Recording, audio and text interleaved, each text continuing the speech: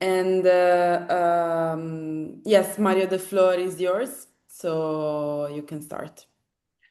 Yeah, thank you. Thank you very much. And also big thanks to everybody that managed to connect today. As I was previously informed, there is a celebration today going on in Morocco and Tunisia. And this means a lot that you managed to connect and attend this course. So my name is Marios Emmanuel. Marios is my first name. Emmanuel is my last name. I represent EACEA NGO. Apart from being a member of EACEA team, I'm also a PhD candidate in University of Thessaly, which is in central Greece. And of course, my discipline, my research area is innovation management and entrepreneurship. I had the chance to participate in universities' activities for the last 3 years, not only researching, but also promoting the work of startups and spin-offs within University of Thessaly. This positions me in a privileged position to have an overview of not only what is going on in the Greek entrepreneurial ecosystem, but also in other EU countries that we are connected to. I usually start that kind of sessions questioning my role here. Am I going to be a teacher? Am I going to be a tutor? Am I going to be a trainer or an instructor? These are, let's say, pedagogical concerns, educational concerns. I don't know which one you feel is better, is more suitable, but I would choose instructor. And there is a very specific reason why I'm choosing this, because entrepreneurship training and education stands somewhere between formal education, stands somewhere between informal and experiential training. So it's a multifactorial thing. It connects to every level of education and training. And of course, it's very much related to vocational education and training, hoping to transfer not only the technical skills, but also create new products, actionable frameworks, and valorize knowledge towards a successful venture. So without further ado, and without tiring you with my existential, let's say, questions, I hope you can see my screen. Yes, we can see I it. think so. Yeah, of course. So we're in the 7th module. From what I researched earlier, you have already talked about the importance of mentoring, the role of creating value, some foundational terms, and maybe I will try to redefine some of them or play back with those, remind what it means to create value, why would be interested in creating a new entrepreneurial venture, and finally, maybe even deconstructing the Entrecomp framework. Maybe, I'm not sure. So before talking about the learning objectives, I would first like to share with you what is this Entrecomp framework that we're going to talk about today. Just to take it out of the way, can you see this asteroid shape with the colors? Yes. Of course. So this is what actually Entrecomp looks like. It was a framework that has been coined into the conversation exactly 10 years ago. It was in June of 2016. And of course, it facilitated this huge area of entrepreneurship skills, the vast variety of approaches on this matter, in order to create a focal point for all of us to make a meaning out of it, to to have it as a reference, to have it as a framework. And I don't know how many of you may be familiar with this specific framework, but I'm pretty sure that every one of us has met in the past the term of model, what a model is and why we use models. So the truth is that we use models and frameworks to make our lives easier, to simplify in a way things, to make it more approachable, easier to digest in a sense. But there is a downside in that. Models are not accurate. And this means that there is a lot of information missing out of them, or in some cases, and you will allow me to believe that in this case, there are too many informations, many more data than what we need to make sense of the terms that we are using. So not all models and frameworks are accurate, but maybe all of them are useful because they provide a reference, as I earlier mentioned. So EntreComp is divided in 3 key areas: action or into action, as it is exactly stated here, ideas and opportunities, and resources. But we will go through that in a second phase.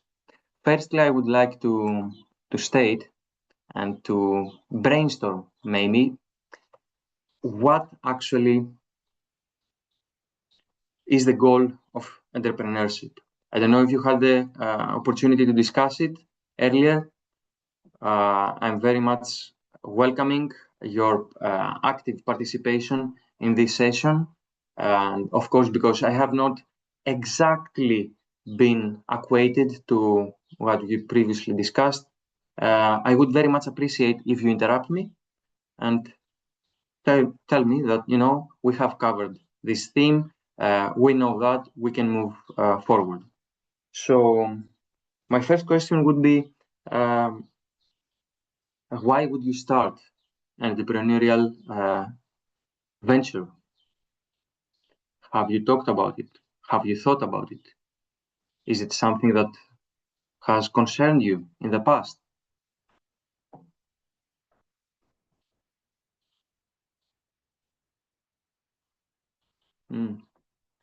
Of course, I will make sure to take a look at the chat room. Of course, if you don't have access to a microphone, you can definitely write here in the chat window.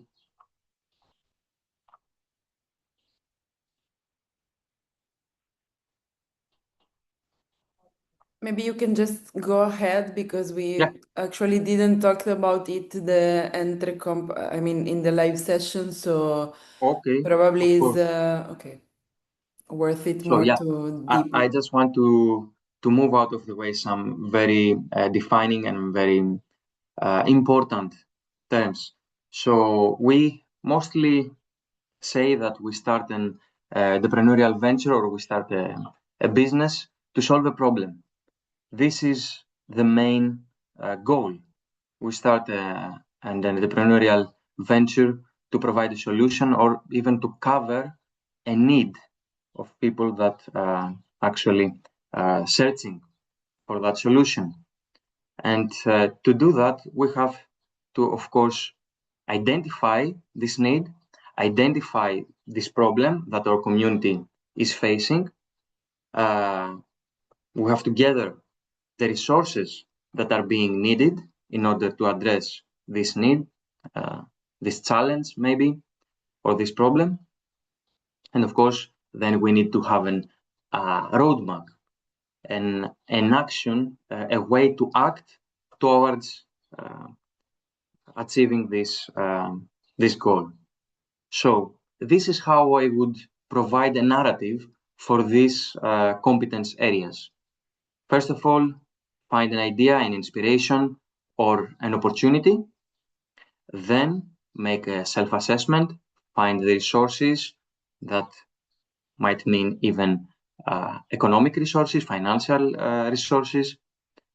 That would mean cognitive resources, social capital, intangible resources, know-how, knowledge, and of course then find a way to act towards this. In the most boring part of the Entrecomp framework, I need to mention that there are three areas, these that I showed before. There are 15 specific competencies, impossible to remember, even for me that I've been talking about Entrecomp in the past for quite a few times. 8 proficiency levels and 442 learning outcomes, quite a lot. So let's move towards the first area, ideas and opportunities. The ancients had this phrasing, this cliché, know thyself. I don't know if you heard in the past, maybe in the movies or in the popular culture. You have to know yourself in order to act accordingly. You have to know what are your needs, what are your skills, what are your weaknesses, and how to improve them. And you have to, of course, trust yourself, have a sense of self-efficacy, as we mentioned, as we stated in entrepreneurship. Entrepreneurial self-efficacy is a term that you might also have heard before. So in this first area, we have 5 subcategories. We have 5 descriptives. The first one has to do with spotting opportunities, finding the needs and the challenges within our community or within our society. Be creative, be innovative. We heard this before. Be innovative, innovate, find new ways. But I would say that this is not only enough to be creative or to be just different. You have to add some substantial value to being different, doing things differently. You have to do it better than what it is already known and what is already being in use. Of course, you need to have a vision. You have to have this motivation, the why you need to make people's lives better, why you need to improve them. Ethics and values is something really important, bringing an ethical aspect to entrepreneurship, not just going after achieving profit. The profit incentive is something that we need, but this is not the sole drive, the single drive that we need to have. Ethics is something really important, and I think you might agree with me. Scanning the contemporary entrepreneurial landscape and thinking about prominent figures that are prevalent during these days, who would be first name that you think connected with the term entrepreneur? Is there a person that might coming to your mind?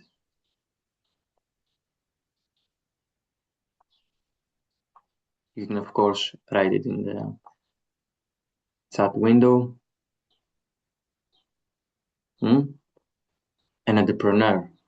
There are huge names like Bill Gates, Jeff Bezos, Elon Musk did the biggest IPO yesterday with SpaceX. So it's not only enough to have a definition about what the entrepreneurship is and who is the entrepreneur, but also it's very highly important to bring ethics in how entrepreneurship takes place. So let me just go back in the term that I mentioned before, creativity and innovation. Why does this matter? Why does it matter to be creative on the solutions that we provide, on things to be done differently? To make it a little bit, to frame it in a way, I would like to invite you to think 3 terms not just one. The first one is discovery. The second one is invention. And the third one is innovation. I will also write these terms as a future reference in the chat window.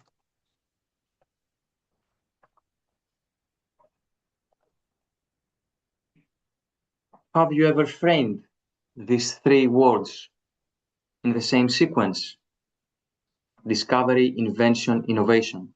What are maybe the similarities and what are the differences between those terms? Does it happen to bother you before?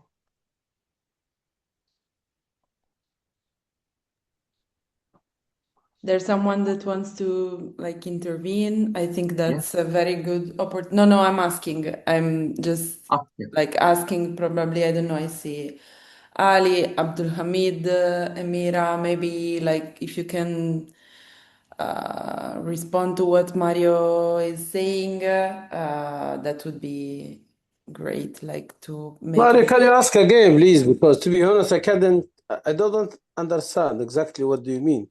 And because to be honest, I mean, the screen is not clear to me. They have only one screen now for 5 minutes. It's not changing. Yeah. I didn't move forward. Yeah. And what you are talking about, something about entrepreneurship and the difference between innovation and so on. And what we have, the 15 intercom competition in detail, ideas and opportunities. What we have. Is this you are talking about? Yeah, of course. Okay. I'm commenting. What's your question? Can you ask again, please? Yeah, what do you need to? Yeah, of course. Please let me rephrase. I'm talking about creativity and I'm making some comments about why creativity is important. This is the matter. I don't show the specific terms. I'm just having a conversation. I'm talking about. So I'm referring to those. Terms. You are number two now, creativity. Yeah. Exactly. And you're asking about why creativity is important. And in order to incentivize the conversation, I provided three similar interchangeably used terms. And the first one is discovery, innovation, invention, and innovation. How would you think that these are connected to creativity? Well, for me, I'm not sure. It's a matter of language, creativity and innovation.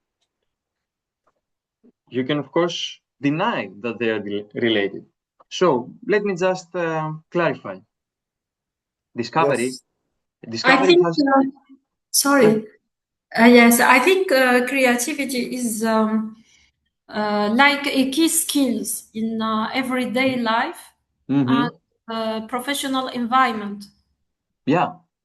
Because it can help us to develop innovative solution, new ideas, choose the right technology, maybe also encourage students and people to try many new things. Yeah, great. Yeah, thank you for your feedback.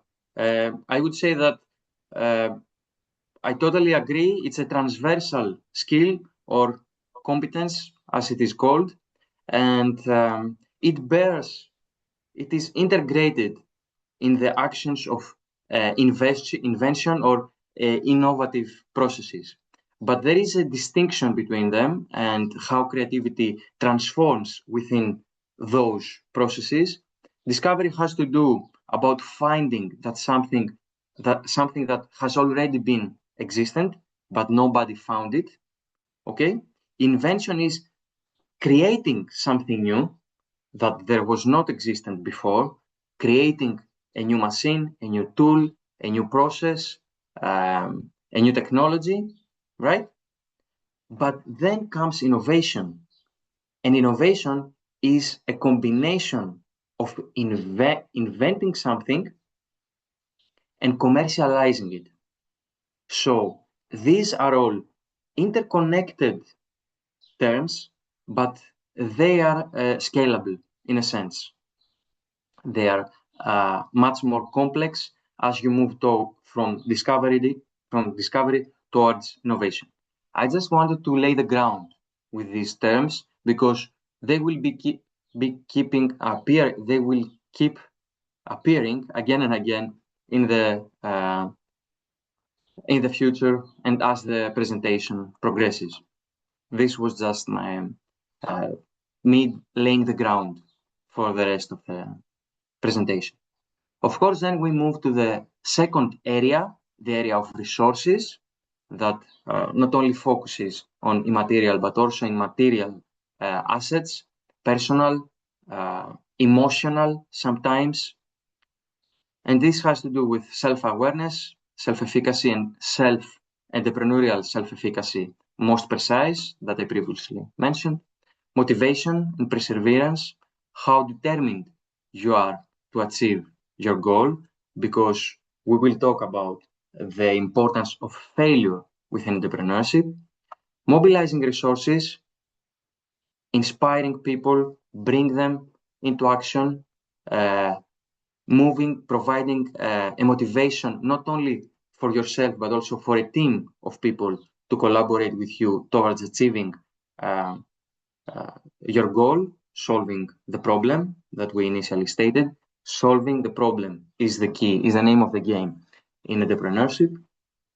Of course, you need to have a basic financial and economic literacy. I would add that this also has to do with hard skills in marketing and promotion, and of course sales. All these are needed.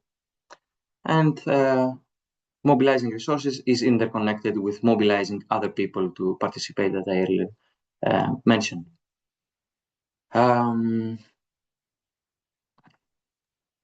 Excuse me. Yeah. Marius. Yeah, please. For mobilizing resources, do you mean the resources stated just for humans capacity, people's capacity, or also could be stated for the another assets, like the business environment, like a facility, infrastructure, and mobilizing resources? I think it's meaning how to enforce all available resources, including human capacity, to be towards the production and creativity of the idea of the project. Yeah. Thank you very much for your question and your comment. I would consider, to be honest, that mobilizing resources is being connected with mobilizing people. For what reason? If you need to gather some money, you need to refer to some investors, right? If you need your community to help you build a new venture, you might be doing something like crowdsourcing. So you need to convince other people that the goal that you are aiming to is important in order for them to either provide you money, either provide you assets, machines, technology, or even their own labor towards achieving this. Within the university, you might need to convince a professor to provide his laboratory, to provide all this equipment and machines and tools that are being used within a laboratory for you to make your prototype or maybe an MVP, minimum viable product, within the university facilities.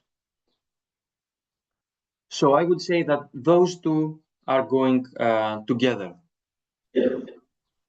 So you mean all the content and pillars and related elements, it's all centered around the human. It's not related to the other resources like infrastructure, computers, internet, networks. It's mainly focused and centered around the human's capacity, competences. Because at the first pillar, you mentioned that the idea and opportunity, which is also centered around the human. Resources, the second pillar is also centered around the human. So the main focus and concentration is a human-centered approach. Not think about the other, isn't it? Nothing about? Nothing about other tangible resources like infrastructure, facilities, business environment, things like this. It's mainly focused on human capacity. Human capacity, this is a matter of approach. If you are going to serve a community, if you're going to solve a problem of a community, first of all, you need to bring on board this community. Other than that, if we are talking for maybe a high-tech startup, you will need an ecosystem, not just persons, physical persons, to be on board, but also authorities or other representatives from the market to provide you with much more expertized resources, much more specific. You cannot just act alone. But in the most essential term, in the most essential version of entrepreneurial activity, I would say that serving the community through mobilizing people and their resources in a human-centered, as you very precise mentioned manner, would be your first and foremost goal. Yeah, you of course will be needed to leverage infrastructure in a later stage, but you start with the community, you start with the peoples, you start with skills and activities. You know what? In this innovation and entrepreneurship competitions, the most important factor, and I have statistics to back this opinion and provide evidence on that, the number one thing that investors value the most, what do you believe it is? What is the number one thing that investors pay attention in an entrepreneurial venture?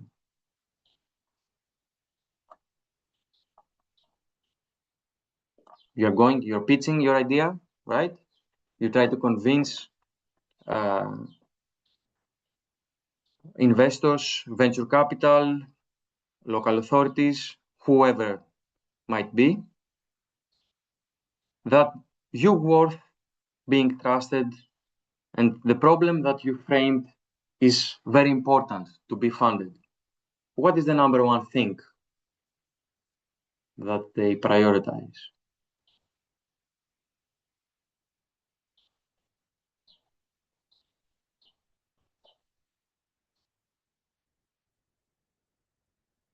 Any guesses?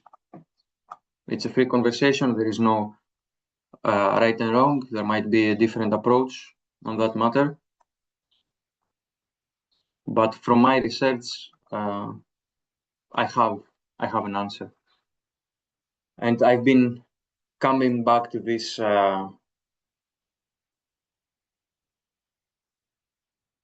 fact again and again and again. So the first thing is to have a good team. Team of people is the first and foremost factor that investors are valuing, are paying attention, the quality and the formation of the team. And of course, I need to remind that because we're talking about entre-comp, we are talking about competencies.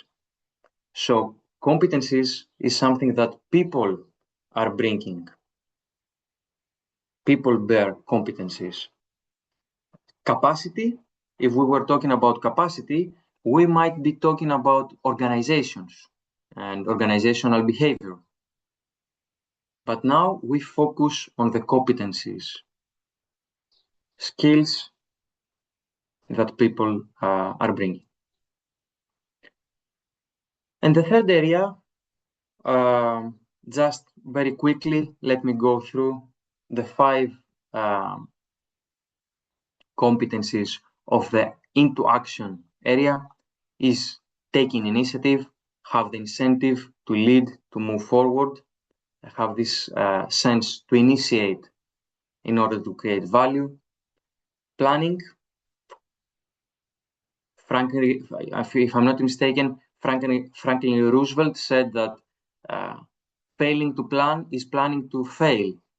I don't know if you heard that before. It's a very well-known statement. You need to be able to prioritize, organize, and come back, define what is the roadmap and what are the risks that you might have to face in a later point. Coping with uncertainty and risk. And I would like at this point to stay for a moment. Can you distinguish uncertainty and risk? And why do you think these terms are important for one entrepreneur or an entrepreneurial team? Because it's managing the risk.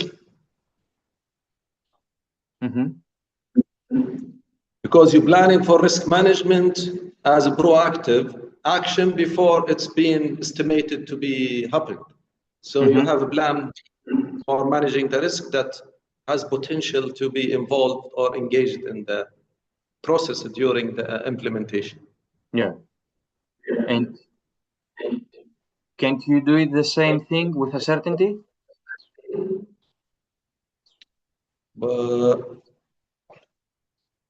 I don't know. This is the big difference. You framed very well what a risk is. You can manage it because why? Because you can measure it. You can quantify a risk. And if the risk is very high, you might be more cautious.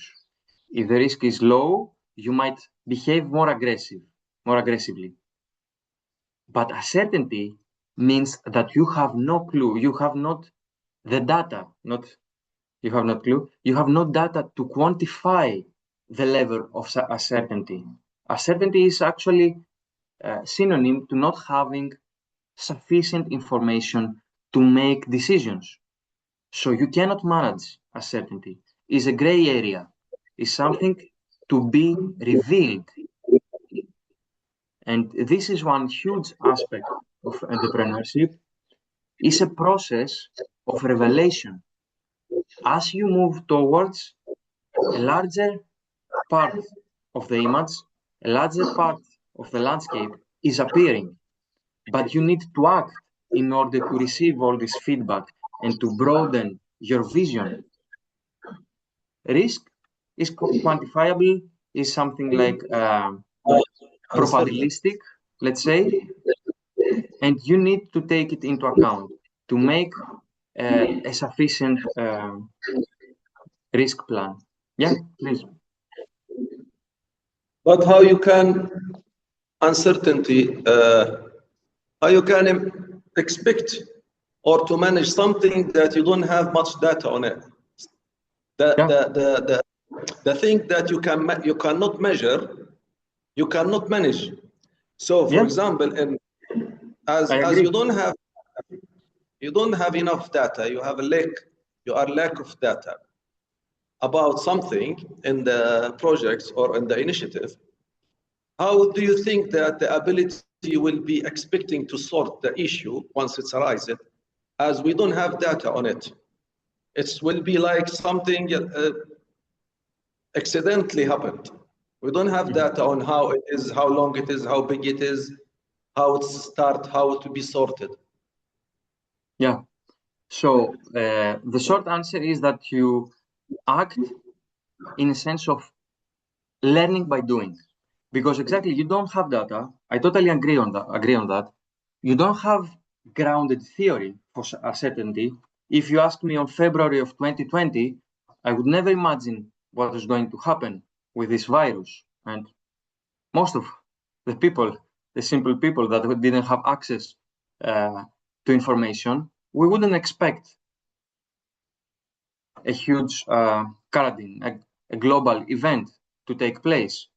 But if you have a basis of skills, adaptability, flexibility, critical thinking, all these transversal skills that we like to mention again and again, these are all equipments, these are all, let's say, resources for you to cope against uncertainty. So uncertainty is something to be explored, is something to be revealed in front of you. And successful entrepreneurs have all this skill set that makes them capable of adapting in environments that are not fully explored and they are not fully mapped. This is one huge matter. Risk is quantifiable, as I mentioned before, is measurable. Uncertainty is fluxus, is fluid. So the answer is learning by doing.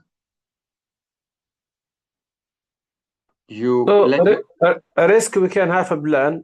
We have a problem. We know the problem.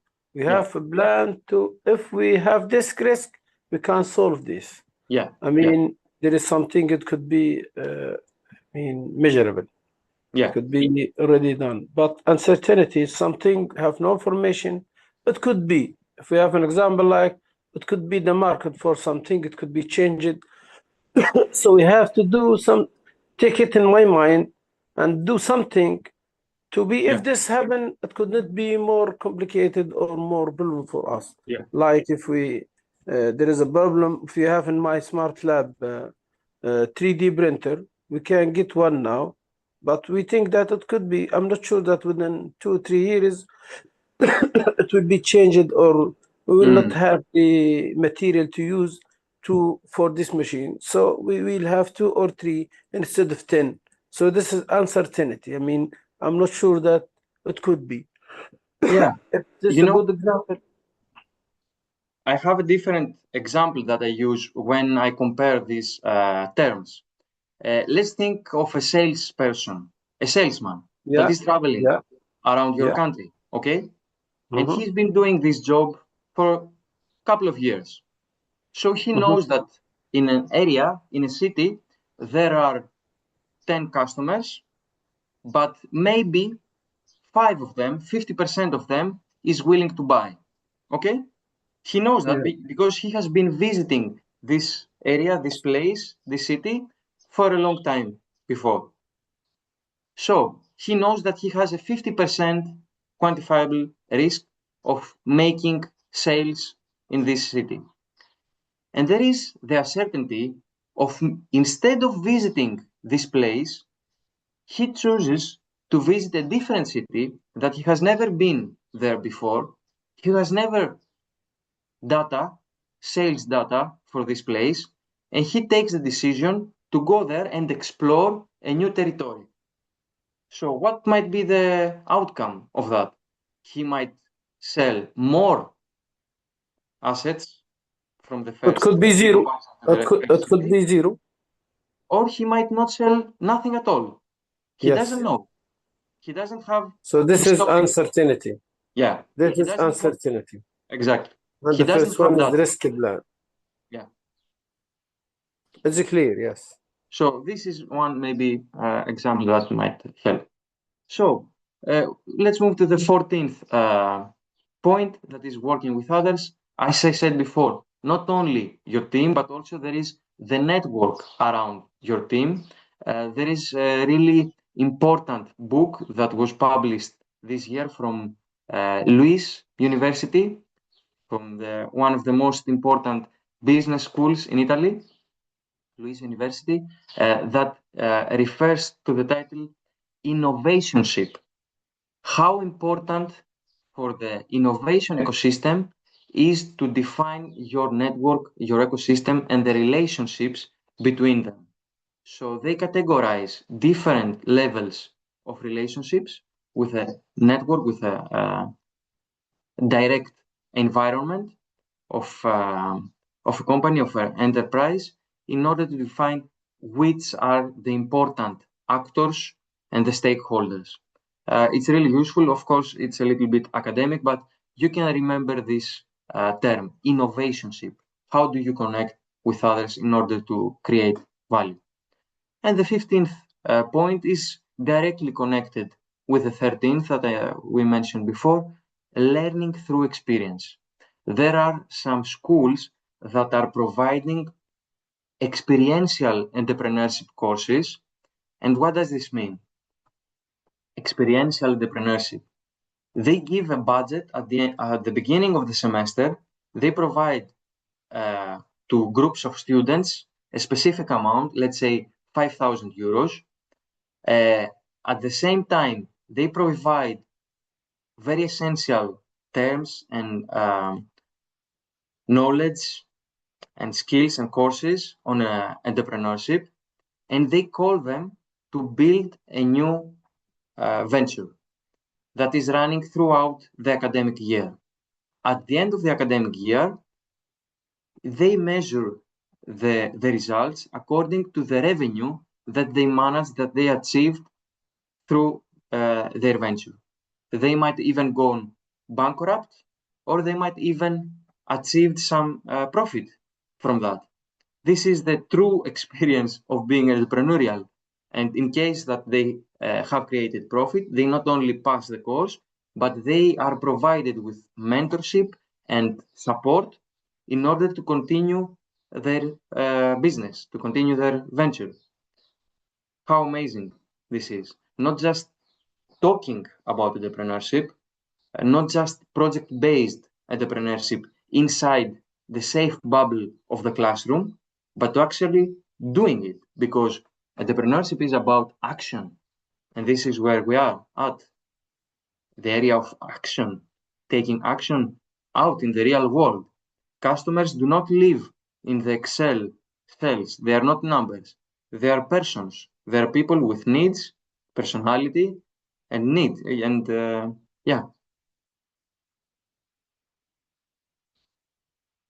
needs to be covered.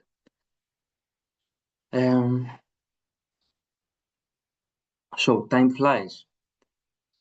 This is the progression model that is being referred into the Entrecomp framework.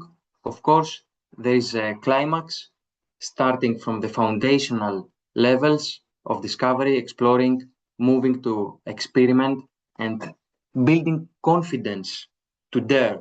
We usually say that confidence is one of the most important attributes for entrepreneurs. They are willing to take the chances. They are willing to take a sensible risk, not just a blind risk, a sensible risk in order to move forward and support their idea. Then there is the more advanced level that you go a step back to improve, reinforce, and adjust your idea. And of course, if you are at a expert level, you scale your idea, or even, I don't like the term transform, we usually use the term of pivot. You are pivoting your idea because you see there is a potential in it, but the market is maybe not responding as you wish to. So you create, you take a new direction in order to have a better product market fit. And of course, a really important note that there is no linear way in the entrepreneurial journey. It can have ups and downs, step backs and step forwards. And something that is really, really important is to remember the term of failure. Mistakes should be considered as opportunities to learn. It's not merely a failure to provide, to cover the needs of your customers, but is a feedback you receive from your environment in order to improve the product, improve your service, the service that you are offering. There is a very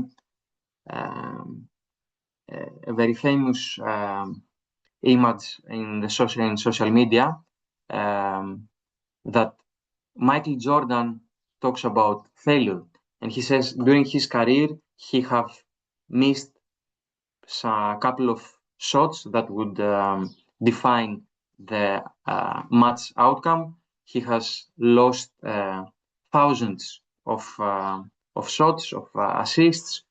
He lost games. He lost trainings. But these were all part of the same career that brought him on the top of the world as an elite athlete. So failure is just a moment. It's just a very specific happening. It does not define you.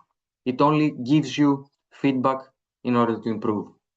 In entrepreneurship, failure is a huge and very important term. It's an opportunity for learning and moving forward.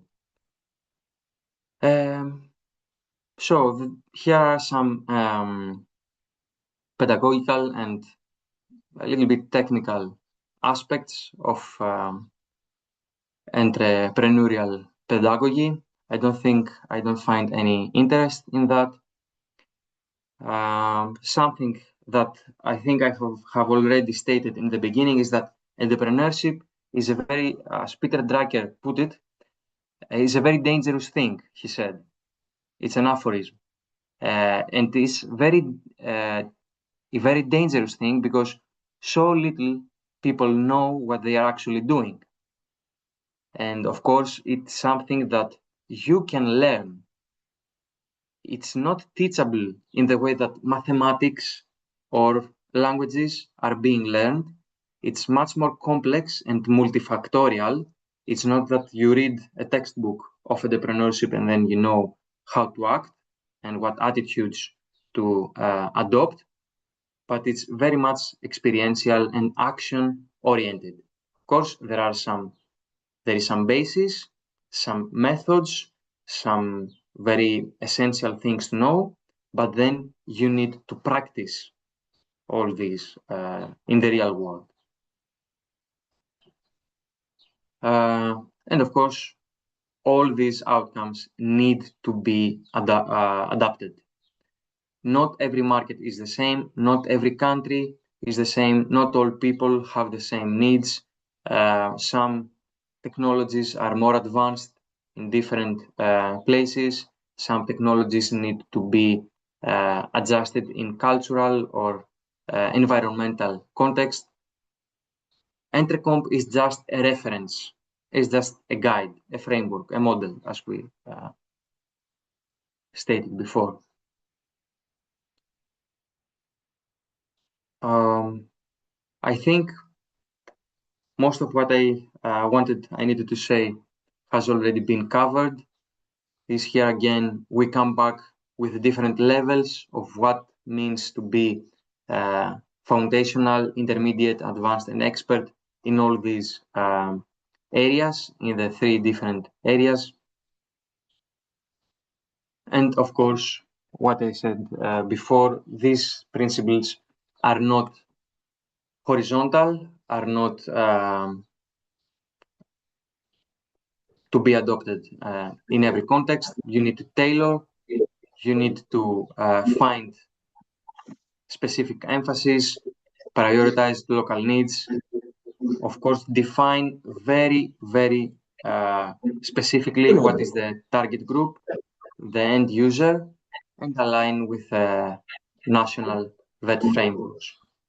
I think we have something less than 10 minutes left. And this is a good opportunity to do the quiz. Of course, before moving to this quiz, I would like to ask if there are any questions, and I'm very glad to go back and comment on things that have already been stated. Well, I don't know if there are questions. Sorry, Ali, go ahead. That's okay. Go ahead. So I was saying, thank you very much, Mario. For me, it was quite clear. I mean, I'm a facilitator. I'm not a technical expert of the topic, but it looked very interesting and very engaging. So I don't know whether the participants have some question. I believe Ali was starting to say something. Yeah. Yes, thank you. Thank you very much, Marius. You're welcome. I really appreciate your hard effort trying to simplify the content because I can see this framework is not really easy to simplify because it has lots of content that you cannot ignore or give less attention on any of them. It really seems like it's a highly effective framework, but still when we come to adopt the content within the, for example, Libyan context, still a lot of work need to be done and a lot of summarized actions and effort need to be considered because it's too much details in this framework because it's being developed under the best practice collected from many organizations in Europe, and it's considered like a European-based highly effective framework for entrepreneurship.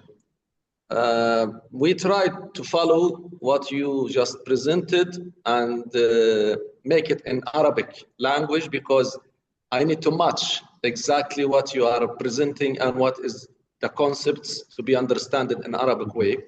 It seems to me it's very interested framework and it should be really have more workshop and practical and realistic case studies to be more clear and more transparent understanding of the concepts. And I think this is the main backbone of our project. This is considered like a backbone for the Plus projects because it will be considered like a highly effective materials that we need to deliver to the potential stakeholders in the list. I appreciate your high effort, and I can see that you spend lots of hard work to make this as simple as you can. Thank you very much. Thank you too for your kind words. I really appreciate it. Thank you very much. Actually, the presentation was prepared from my colleagues, and I tried to build on that, providing some context and some examples to make it easier to absorb.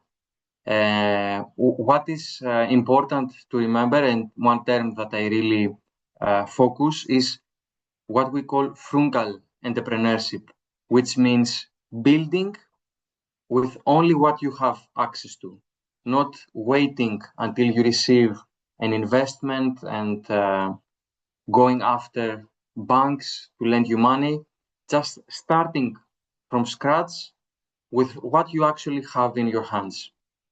Your community, the resources, your knowledge, or maybe you can learn something new in order to achieve your goal. And this is the way to go. Frugal entrepreneurship is really important to remember it. And it's very similar to what we've seen today. So I will just now share the quiz with you. Just give me one moment. It won't take more than 5 minutes.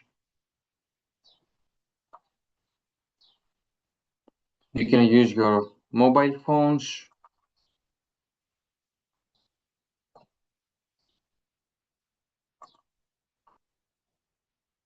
to answer.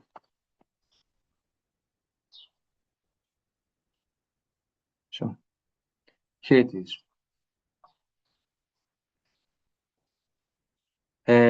These are just only 5 questions. You can scan with your camera the QR code and I will move forward. I will change the slides. I see one person has already joined.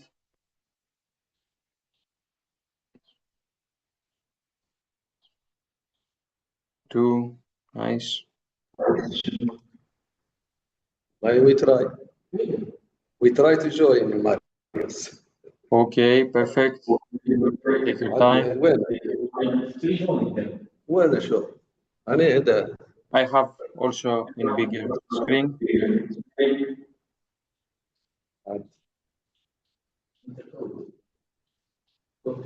Waiting for presenter. 6 to 8. وين قال presenter؟ من متر. وين؟ عاود مرة ثانية. سكان درت سكان. مشينا نقطة حاجات. نجيب مرة ثانية. So I move forward if there are not people. 3 players.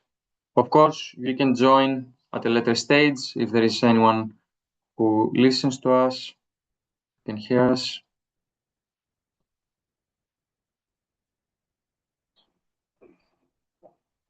According to the Entrecomp framework, how many competence areas and competencies, proficiency levels, and learning outcomes are there?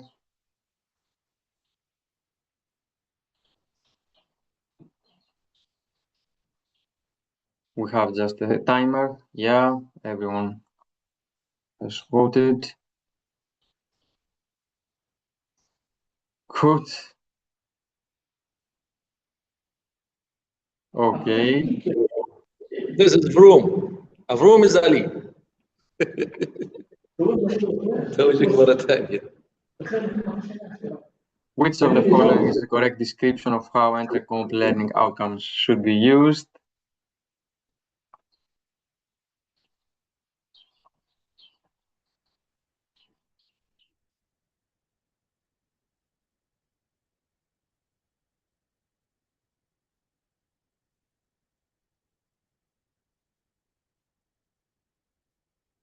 Okay. Everyone has voted. Okay, the third one is the correct. The first one is not correct. This is a mistake. This should be used as a reference and adapted to the specific context of use. Next. Okay. Sylvia. Perfect. Third question. What characterizes the expert level?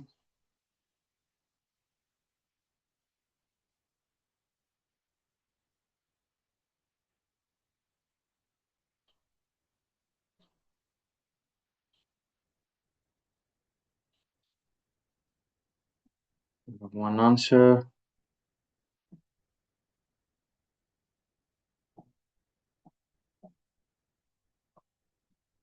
Waiting for other two. Time is up. So what would that be?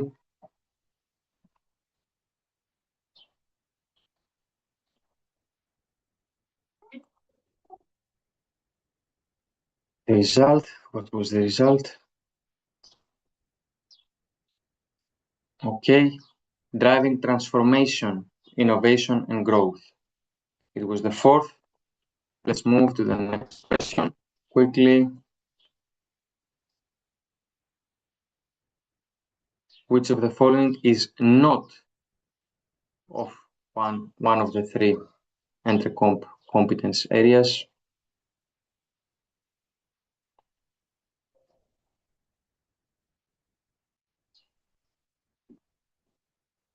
We saw there are three competence areas. We're looking for some of those that is not.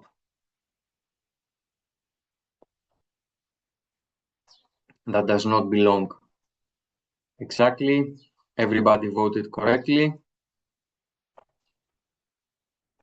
Fifth question and final. according to what is recommended, the recommended first step when adapting Entrecomp to a local vet context. Immediately translate all 442 learning outcomes, conduct a context analysis to identify priority competencies and appropriate proficiency levels, purchase new equipment for the Smart Lab, hire additional staff trained in entrepreneurship. Okay. Of course, conduct a context analysis to identify priority competencies and appropriate proficiency levels. This was just to sum up all the conversation that we had. I think we have a winner here. Sylvia is not only the fastest, but also has voted the correct answers. Cool. So, thank you very much for participating. I tried to make it a little bit interactive and Thank you. interesting for you. I hope we all learned something new today and have some fun. I don't want to waste your time. Thank you very much for having me today. Thank you very much, Marius. See you for the next session. I don't know if it will be you or not, but okay. Maybe. Most probably. So see you for the next session. Bye bye. Bye. Have a good one. Thanks.